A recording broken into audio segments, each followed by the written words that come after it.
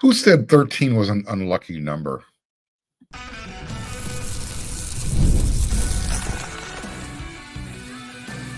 You are Locked On Trojans, your daily podcast on the USC Trojans. Part of the Locked On Podcast Network, your team every day.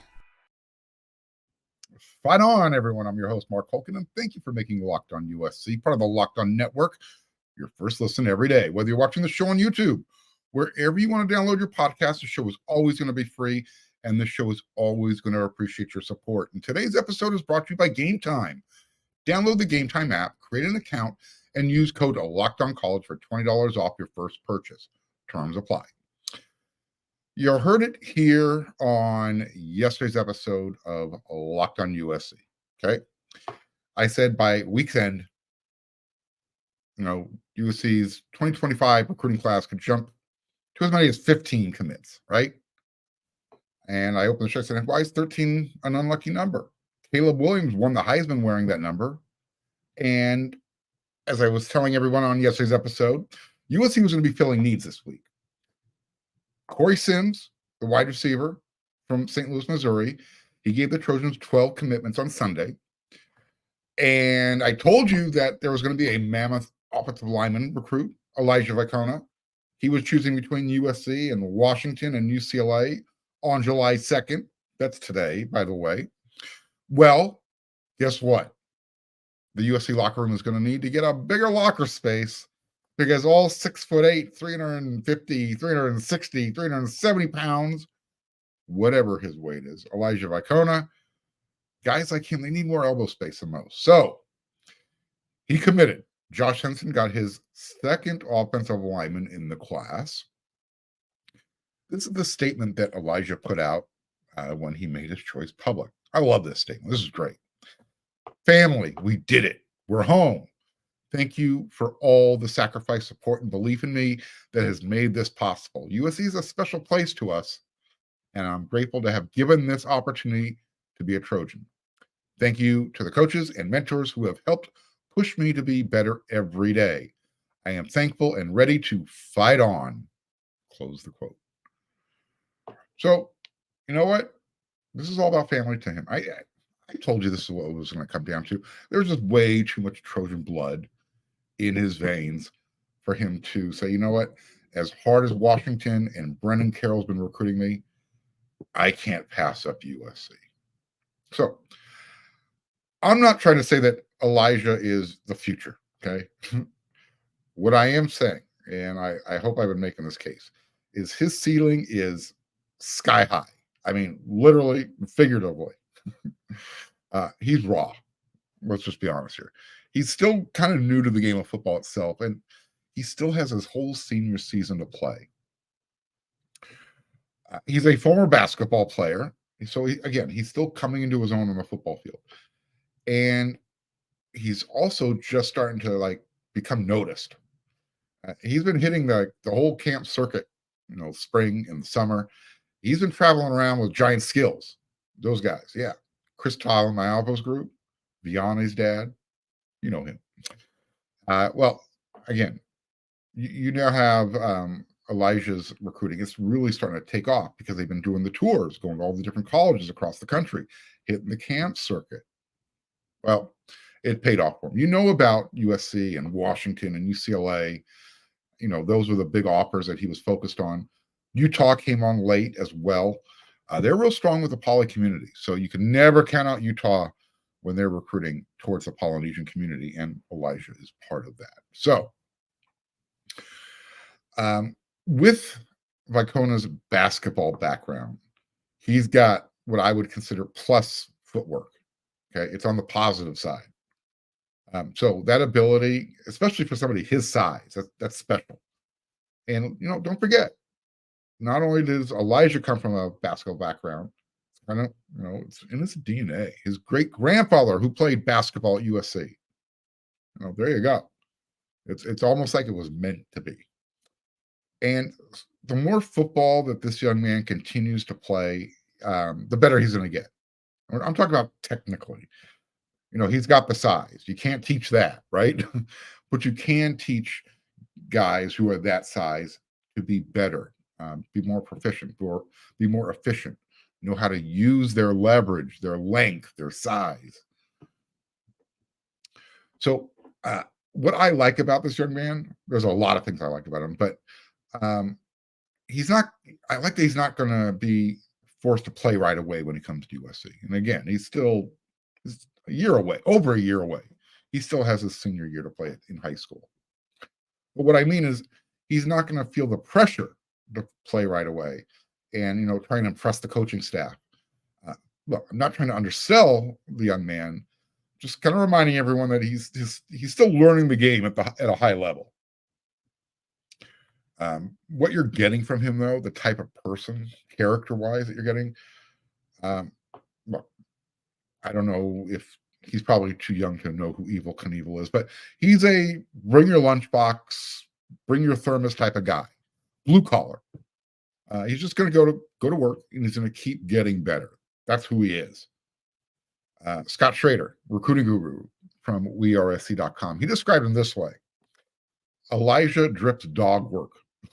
On top of being a massive kid with solid footwork and athleticism, the kid will be coachable, likable, respectable, and committed to the team.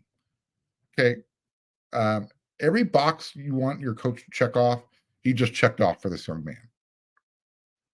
You really need to go read the article over there at the WeAreSC.com site when you're done watching this episode of Locked On USC. Lots of content full of quotes, including quotes from his high school coach at Rancho Santa Margarita High School. His head coach's name is Anthony Rouzier, Rouzier.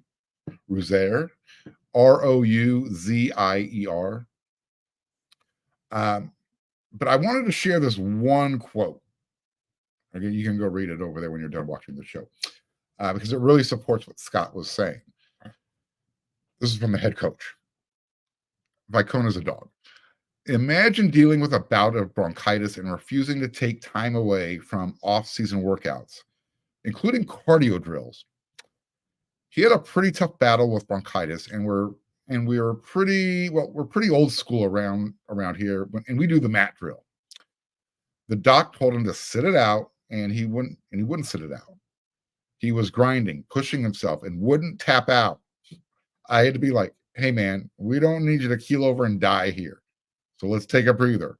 But he really grinded, and just watching him do that was so great. So that's what USC's getting. They're getting somebody who just wants to work. And he's not going to let a little bit of sniffles or a congested chest get in the way. And I know I'm making light of it. Bronchitis is no joke. I've had it. You don't screw around with bronchitis. You can hardly breathe. So USC's getting a really good offensive lineman. Maybe a project, but that's something you want to work with. When you got that type of attitude to go with that type of body and athleticism, Josh Henson's just waiting to get his hands all over that, right? So USC now has 2 offensive line commits in the class of 2025. Willie Washer, you met him on the show. I'm going to see if I can get Elijah to come on the show as well. And so again, 2025 O-line class, 2 commits. Now, I mentioned also on yesterday's episode of Locked On USC, the staff wants a minimum of 4 guys on the offensive line in their class. The sweet spot, 5. So on that note, remember the name Carty Smith, the offensive tackle? I told you about him a few weeks ago. I said, keep an eye on this guy. He's someone who Coach Josh Henson really wants to flip. In fact, it was 1 week ago on the show, 1 week from today. This is what I said specifically about Auburn offensive line commit at the time, Carty Smith. He's 6'6", 300 pounds. I mentioned that he could be a guy that Coach Henson could flip. I have a sneaky feeling Henson is putting in work, but the results aren't public yet. Well, guess who publicly decommitted from Auburn? Yeah. Dear Auburn Nation, after days of deep thought and prayer, I've decided to decommit from Auburn University. This was a very hard decision for me and my family. I would like to thank the entire Auburn coaching staff for the time, effort, and energy they put into recruiting me. Please respect my decision. So we are well into the process of the flip becoming official. Step 1, get them on a visit to USC. They did that. Taken care of. Step 2, watch them decommit from Auburn. We saw that happen last week. Step 3, we're now starting to see step 3 go into effect. All the crystal ball predictions, they're changing to USC, including from guys who typically don't want to give USC credit. Not going to mention names out of professional courtesy, but if you follow recruiting, you might know who I'm talking about. Step 4, this is where we're kind of at right now. Wait for him to make the flip public because that's going to happen, right? So look at that. And I know I'm kind of counting my chickens before they hatch, but, that's how quickly things change with recruiting, right? One day USC is sliding out of control, losing commits. I'm getting cooked. And then all of a sudden, it's one commitment every other day. Corey Sims on Monday, Elijah Vaikona on a Tuesday. Got more coming up. Look, if USC is going to get to 15 by week's end, that means 2 more before the end of the week, by Saturday. Will it be Cardi Smith? Will he be number 14? Will it be the safety decommit from University of Central Florida, D. Reddick? Will he make it number 14? Will it be someone else that I may or may not have even mentioned yet? Riley Pettyjohn is scheduled to go public with his choice on Saturday, July 6th. I've told you that the feeling is it's a USC versus Ohio State battle. I'll also say that USC is having a pretty good week on the recruiting front, and it's not ready to stop just yet.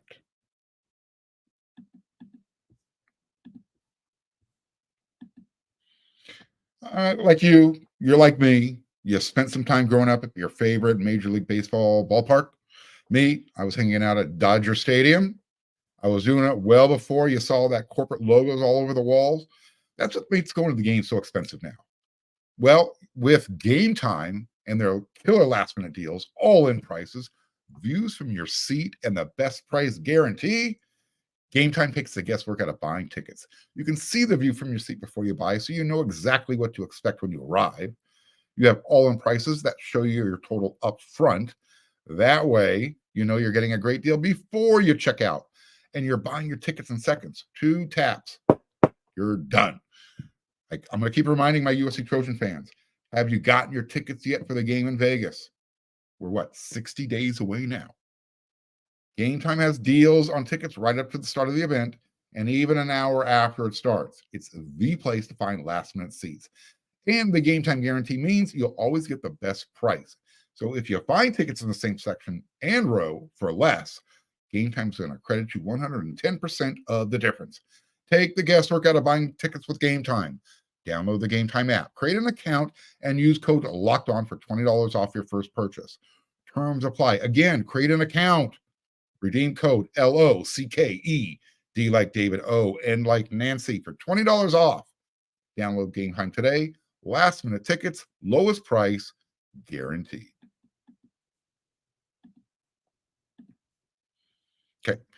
You're watching Fox Sports, you're watching ESPN, you're trying to keep updated on what's going on all day long. But then someone starts yelling at you and you have to hit that mute button. Make the switch to Locked On Sports today. It's a free 24/7 sports streaming channel, and it's programmed for you every day to bring you the biggest stories without all the yelling. Locked On Sports today brings you can't-miss analysis, opinions, and news, and it's streaming for you 24/7 on YouTube or the free Amazon Fire TV channels app, part of the Locked On Podcast Network, your team every day. If USC's football's fortunes are going to turn around in 2024, we know it's got to happen on the defensive side of the ball, right? Of course. Look, USC fans, you had to watch in horror last year. I'm not talking about the whole season on defense. We all did that together. But what made it even worse, what exasperated the whole thing, what just made everyone go, was watching Antonlynn's Bruins defense embarrass USC at home. Okay, that was the final straw. Lincoln Riley marched into Jen Cohen's office and said, "Give me the checkbook. I want that guy, and I want his defensive scheme." Now, push came to shove, da-da-da-da-da-da. Antonlynn is USC's defensive coordinator. USC is on the comeback trail. Look, we know it's going to start up front, right? The USC's defensive line coaching, the combo, you already had Sean Nua, and then you give him Coach Eric Henderson. Oh, yeah, I'll take that tag team. Yeah, any day of the week. Yeah, they're going to be able to hold their own against any of the best duo out there. Coach Sean Nua, Coach Henny, that's A++. Name me a better defensive line coaching combo out there. I'll wait. While you're doing that, I'll continue. So Nua, Henny, their job is to figure out who on their roster, who on that defensive line roster deserves to play and where, right? Which position, inside, outside. Here is the roster. This is what it's going to look like when fall camp opens up. Defensive line, edge, I'm putting them all in one big group. Elijah Hughes, Solomon Tuliaupupu, Kalen Miller, Bear Alexander, Kobe Pepe, Jade Abasiri, Devin Tompkins, Nate Clifton, Anthony Lucas, Jamil Muhammad, Braylon Shelby, David and DJ Peavy, Lorenzo Cowan, Garrett Pomeranz, Sam Green, Cameron Fountain, Carlon Jones, Ratumana Bulabalavu, and Gavin Meyer. Okay. That's what I kind of out there. 18, 19 guys. Did I miss anybody? If I did, I apologize. Wasn't intentional. Well, let me give you today, July 2nd. You're watching this episode Wednesday, hopefully July 3rd. You're making your first listen of the day. Better be. Anyways, I'm going to give you my 2D, and I'm talking in a 4-man front. First line, Elijah Hughes, Bear Alexander, Kobe Pepe, Jamil Muhammad. Okay, so one defensive end spot, Elijah Hughes. I got Bear defensive tackle. I got Kobe lining up over the ball. Jamil Muhammad at the rush edge. Second line, I got Anthony Lucas defensive end. Jade Abasiri and backing up Bear. Nate Clifton over the ball. Braylon Shelby, the rush. Third, so I'm actually going 3D. Devin Tompkins or Sam Green, Carlon Jones, Gavin Meyer, the transfer from Wyoming, Cameron Fountain. Now, I'm going to put a little footnote, a little caveat here. If Solo is healthy, I want him playing inside at defensive tackle. I'm not saying he can't handle defensive end. I think he's more suited to slide inside.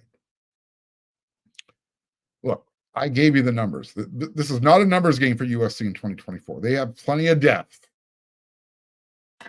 And the pieces that Coach Henny and Coach Nua and Coach Antonlynn, what they have to work with, they're versatile. Now, that's the one thing that Coach Lynn really emphasized, what he looks for in his defensive linemen. Guys who are versatile, who can stay in. They don't have to constantly substitute for. So whether it's first down or third down, passing down situation, guys can stay on the field. You just move them around inside or outside. So that's really what's going to dictate the formation. But you have guys like Anthony Lucas, Elijah Hughes, Solo, even Devin Tompkins. I think you can slide them inside or outside. What USC is missing in their defensive line room, they're missing 2 ingredients. Okay. More size inside and more size inside with experience. Look, I'm not passing along any secret here. This is why there was so much angst amongst everybody affiliated, whether you're a fan, USC coaching staff, whomever, trying to get the guys they needed in the transfer portal in the spring window. It wasn't like USC wasn't going after the guys they needed. They were aggressive with NIL. Some other programs were just way more aggressive, probably overpaying. Regardless, we're done. We're done talking about that. We know who we're dancing with us when the music starts, right? We know who we're going with. So again, USC has plenty of depth, not the issue. The issue, finger quotes, you want more size inside and more size specifically with experience. That's where they're lacking. Now, there are a few positions that I think someone can come in and play and be productive right away. And I'm talking about overall in college football. Running back, wide receiver. Those are two positions on offense. You can come in if you're athletic enough and you're good enough, you can make a productive impact as a freshman. And while it's more difficult for an offensive lineman to do that as a freshman, that's not so much the case on the defensive side of the ball playing defensive line. It's less complicated schematically. Different things. You're focused on a lot less.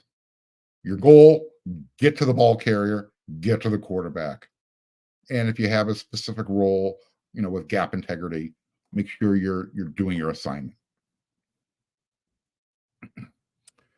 So again, because as you can come in as a freshman and contribute on the defensive line more so than the other positions. That's why, if you were listening to yesterday's show, I had Jade Abasari and Cameron Fountain making my "Don't Be Surprised" list that these guys could eventually become starters at some point this season.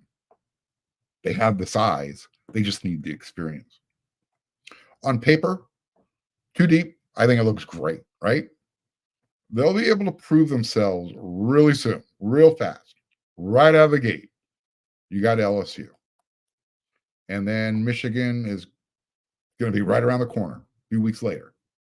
Michigan, I think, is going to be the team that's going to test USC's physicality up front. I'm not saying LSU's not going to try. I just know that's who Michigan is. Look, so until USC proves they can stop the run, teams are going to play smash mouth. It is what it is. Let's be honest with each other, right? Here's a stat from last year that can be explained two different ways. Time of possession. So USC had the ball on offense 27 minutes, 40 seconds per game. Their opponents, do the math, 32-20. Okay, so some of that is because USC likes to throw the ball so much. Last year deferring to Caleb Williams. He's got the Heisman in his back pocket. Maybe he's going off script too much. Again, water under the bridge. The other argument is USC couldn't stop the run last year. And there's truth to both of these arguments. So how many body blows can USC's defensive line absorb in 2024? They need to be able to throw one for every one they take, right? And they need to be able to get stronger as the season goes along. So there you go. That's my 2 deep. I actually went 3 deep. And once fall camp starts, I get to do this all over again. Probably do it again before fall camp. Do you agree? Do you disagree with Coach Culkin's roster? Let me know. Because, what is the best defensive line for USC this season? When you look at their schedule, I went over the players. I think a 4-man front's the way to go. You let me know. Tell me. Hit me up in the comment section. If you're watching on YouTube and you're not a subscriber, why? Just hit that red subscribe button already. You want to. When you see this, that thumbs up, smash it. Likes matter a lot. And I don't want you to miss an episode. Click that bell notification button because I'm coming at you 5 times a week.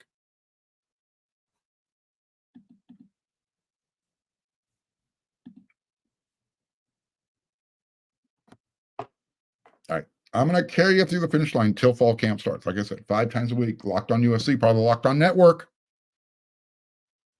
So when was the last time you went to a USC football game? Enjoyed game day at the Coliseum? I'll be honest. The atmosphere recently, last 4 years, 5 years, it's been pretty mid.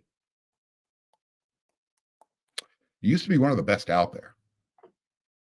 Now, I know winning had a lot to do with it, but you know what else has killed the game day atmosphere? USC. And I know they're building for the future. With that said, USC sometimes is their own worst enemy. They can't get out of their own way. you have the Coliseum redo. You had that. Obviously, COVID. When they did the Coliseum redo with all the construction that was going on, they took away a lot of parking, which means they took away a lot of tailgating. They used to surround the boundary, the west side, the south side of the Coliseum. The south side of the Coliseum is where all the high-end donors, they occupy those parking lots. Those are still there. But if you're looking for a tailgating atmosphere, that's probably not where I would send people who are looking for a tailgating atmosphere. Don't get me wrong. Good folks over there, good time, just a little bit more subdued. The South Lawn, pretty much, I don't know what they're doing with that. That was the place. That's where I used to tailgate. And then we found this spot on the Coliseum grounds under these big trees. It was the spot. It was at the corner of Coliseum Way and Menlo, now Bill Robertson. It was the spot. I mean, our tailgates were legendary. Anyways, I'm getting off track here. What it's turned into since then, with everything that's going on, you got the George Lucas Narrative Museum that's just taking forever. It doesn't add to the game day atmosphere. Even when it's completed, it's not going to add to the game day atmosphere. I mean, you've got the Science Museum over there already. The tailgating around the stadium, it's real corporate. Like I said, or it's in the high-end donor lots adjacent to the stadium. And as I was mentioning, those folks typically don't get to the games early. So it's kind of a trickle build-up type of thing. Everybody else has been, forced onto campus. And that's not necessarily a bad thing, but it doesn't have that whole communal tailgating feel to it, just because of the way the spots are set up. And don't go over your allocation of how many people you can fit into your spot, because the tailgating police will come by and tell you, you probably have too many people here. Oh, and you put up too many tents. Again, they focus on the trivial stuff, and it just gets on everybody's nerves. So here's what I would do. This is, if I had a chance to make it better, game day experience. If I marched into Jen Cohen's office and said, Jen, Athletic Director Cohen, give me the checkbook. Let me get this thing taken care of. Let me bring the fans back. Here's what I would do. Number one, I'm getting rid of that black fence around the Coliseum. Okay? I'm getting rid of that satellite bookstore that they have set up out there. Don't need that anymore. You want to sell your merchandise, sell it inside the stadium, or sell it at the bookstore on campus, or set up a satellite store somewhere else amongst the tailgaters on the South Lawn. Do something. You know what else? Since we're opening up the checkbook, one of the traditions at USC is when you leave campus to walk over to the Coliseum. When you cross Exposition, you got to walk across the street. And then you got to actually walk about a quarter of a mile to Bill Robertson Menlo. Not quite a quarter mile, but it's a good 350-yard sprint. And then you got to walk a good quarter mile to the Coliseum, past the South Lawn. Let's build a land bridge from the flagpole. Kick the flagpole, that's your toll. Pay the toll, kick the flagpole. Walk over the land bridge so nobody has to wait for the light to cross the street. You could put up all sorts of, cool cardinal and gold decorations, however, adornments, whatever you want to do, cool lighting. It gets hotter in the summer. Maybe have some misters going on.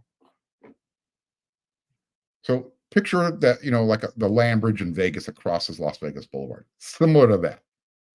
It could drop you off at the Science Museum. It could drop you off at the George Lucas Museum. It could drop you off right there in the middle of the South Lawn for tailgating. You got the Rose Garden to your left. I would do that. That's what I would do. I would make sure the fans are having a good time. Bring back the tailgating situation. Bring back that scene. It doesn't cost a lot. All right. What would you do? Let me know. How would you make USC game days better? There's a lot of things we could talk about. And I haven't even gotten to the point where we're already inside the stadium. I'll save that for my Friday rant. This wasn't really a rant, but talked about it on Inside the Trojan Huddle, and I wanted to elaborate a little bit more than I did over there. By the way, again, when you're done making Locked On USC, part of the Locked On Network, your team every day, when you're done making this your first listen every day, get on over there to wearesc.com. We've got that subscription special. Spend $1. Check out all of the content we're throwing out there. A lot of recruiting stuff. Again, fall camp's right around the corner. You can see our panel show that we do once a week. Myself and Eric and Chris Arledge, the host. By the way, I'm on a 2-week winning streak. Yeah. Anyways, all right. That's it for this episode. So until then, everyone, I'll be back tomorrow. You know what to do.